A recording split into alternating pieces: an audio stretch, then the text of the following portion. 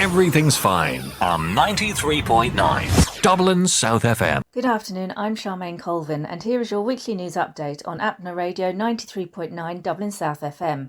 Violence has continued to erupt in the Indian city of Kolkata as police fired tear gas and water cannon to disperse hundreds of protesters calling for the resignation of a top state minister in the wake of a gruesome rape and murder of a female trainee doctor.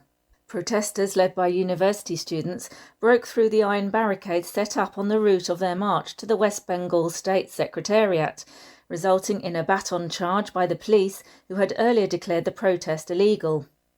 The attack on the 31-year-old doctor on August the 9th caused nationwide outrage, mirroring the similar widespread protests after a 2012 gang rape on a bus of a student in New Delhi, with campaigners saying women continue to suffer from high levels of sexual violence despite tougher laws. A police volunteer has been arrested for the crime, and the federal police have taken over the investigation. This week, more than 5,000 policemen were deployed in Kolkata as protests led by some university students took off, demanding the resignation of West Bengal Chief Minister Mamata Banerjee. The BJP has extended its support to the protesting students, while senior state leader Suvendu Adhikari told reporters that Banerjee's administration was trying to suppress the rape and murder incident, a charge the state government has denied. Indian Prime Minister Narendra Modi has paid a historical visit to Ukraine, telling President Zelensky that he is prepared to play a personal role to bring peace. The Indian leader was criticised by President Zelensky last month when he hugged Russian President Vladimir Putin during a trip to Moscow on a day of deadly Russian strikes, including one on Kyiv's biggest children's hospital. Modi, 73, said he had told Putin that problems could not be solved on a battlefield. He said after meetings in Kyiv, both sides will have to sit together and to look for ways to come out of this crisis. Mr. Modi arrived in the Ukrainian capital by train from Poland and is the first international leader to visit since Ukraine forces crossed into Russia's Kursk region at the beginning of the month, seizing more than 1,250 square kilometres of territory, according to the military. Modi was taken to Ukraine's History Museum, where he was shown an exhibition remembering all of the 570 Ukrainian children reported to have been killed since Russia's full-scale invasion began in February 2022. India had never been neutral in the war, Modi said. Right from the first day, our side was peace. However, the fact remains that India has never condemned Russia's full-scale invasion. Indeed, it has been helping to power Moscow's war economy, with Delhi overtaking Beijing last month as the biggest importer of Russian oil, at a time when it has been hit by Western sanctions. President Zelensky, however, thanked Mr. Modi for supporting Ukraine's sovereignty and territorial integrity, and both leaders released a joint statement, pledging to build on the two countries' relations in defence and trade.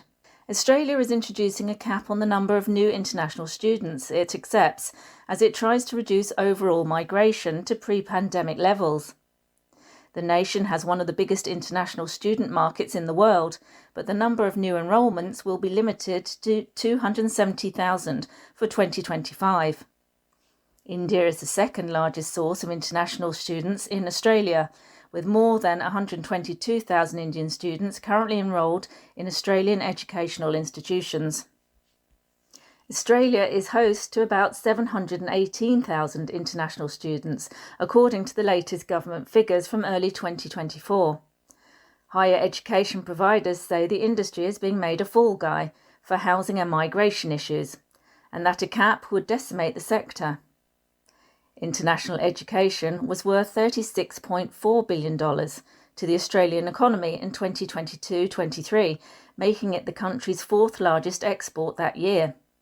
According to economic modelling, the proposed cuts could cost the Australian economy $4.1 billion and result in about 22,000 job losses in 2025.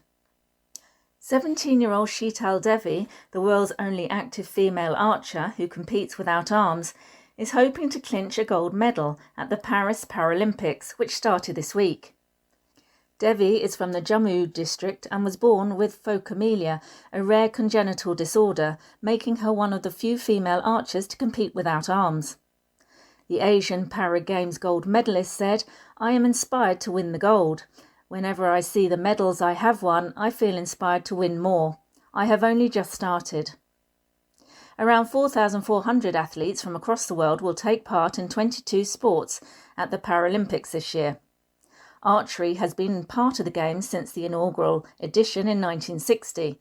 While countries such as Great Britain, USA and South Korea have dominated the medal count, India has accounted for just one bronze medal across all 17 editions. Devi is currently ranked first in the world in the compound open women's category.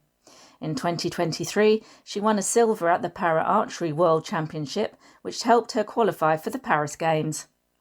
Nostalgic Indians are flocking to cinemas to watch old films. Laila Majnu, written by popular filmmaker Imtiaz Ali, barely made a mark at the box office when it was first released, but did good business on its second run. It is one among dozens of Indian films, some made more than 2 decades ago, which are getting a new lease of life as people flock to watch them on the big screen. India's film industry took a nosedive during the coronavirus pandemic, when cinemas were closed down and many resorted to streaming services. It is yet to return to its former glory. Analysts say the releases are driven by nostalgia and are making up for a lack of new films and lacklustre box office performances. So that's all from me. You have been listening to Apna Radio 93.9 Dublin South FM.